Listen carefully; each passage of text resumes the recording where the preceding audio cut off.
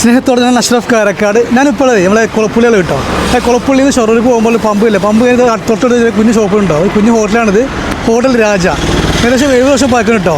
ഇവിടെ രാവിലെ വന്നാൽ നല്ല അടിപൊളി ദോശ കിട്ടും, പിന്നെ അതുപോലെ നാടൻ ചട്ടിയും കിട്ടും, സാമ്പാറും കിട്ടും, പിന്നെ അടിപൊളി ചെറിയ കുഞ്ഞ് ഹോട്ടലാണ്. അപ്പോൾ അതിൻ്റെ ഒരു ആംബിയൻസ് ഉണ്ട്. അപ്പോൾ അതല്ല ഈ ഹോട്ടൽ പറഞ്ഞാൽ നല്ല പഴയ ഹോട്ടൽ കേട്ടോ, കാണാൻ നല്ല രസമുള്ള ഹോട്ടലാണിത്. അപ്പോൾ ഈ സ്പോട്ട് ആരും മിസ് ചെയ്യണ്ട. രാവിലെ വന്നാൽ ദോശ കഴിക്കാം, ചട്ടി കേട്ടോ. വാ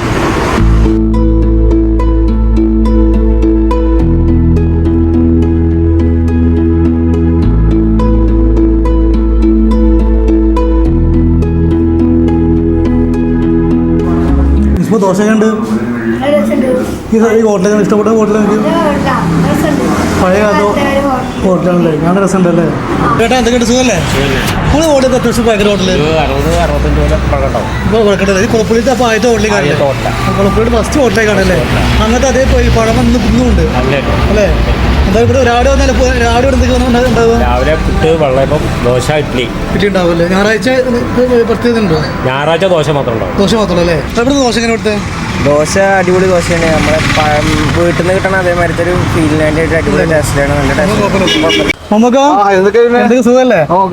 ഈ രാജ ഹോട്ടലിലെ ദോശ പാക്കുണ്ട്, എന്തായാലും അതിന്റെ ഓർമ്മ തന്നെ ഉണ്ടോ? ഓർമ്മ രാജ ഹോട്ടലിനെ പറ്റി പറയുകയാണെങ്കിൽ ഞാൻ കുട്ടിക്കാലം മുതൽ ഞാൻ നടന്നുകൊണ്ടിരിക്കുന്ന സമയത്ത് ഇവിടെ ആദ്യം ഈ ഭാഗത്ത് ഒരു മരത്തിന്റെ ബിസിനസ് ഒരു സ്ഥലമായിരുന്നു. അതിനുശേഷമാണ് ഇവിടെ ഈ ലൈൻ ബിൽഡിംഗ് വന്നത്.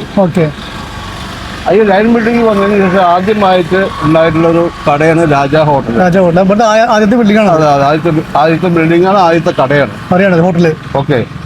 അപ്പോ ആ ബിൽഡിങ്ങില് അദ്ദേഹം ഇപ്പം മക്കളാണ് ഇപ്പൊ ഈ ഹോട്ടൽ നടത്തുന്നത്. അതേ സമയത്ത് അതിന്റെ യഥാർത്ഥ ആദ്യം തുടങ്ങിയത് ഈ മക്കളുടെ അച്ഛനും അച്ഛന്റെ ജ്യേഷ്ഠനുമാണ് തുടങ്ങിയത്. ഓക്കെ.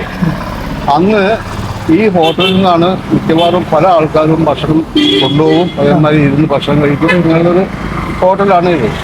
കുട്ടിക്കാലത്ത് അതെ. അങ്ങനെ ആ ഒരു ഹോട്ടലാണ് ഇപ്പോഴും നിലനിൽക്കുന്നത്.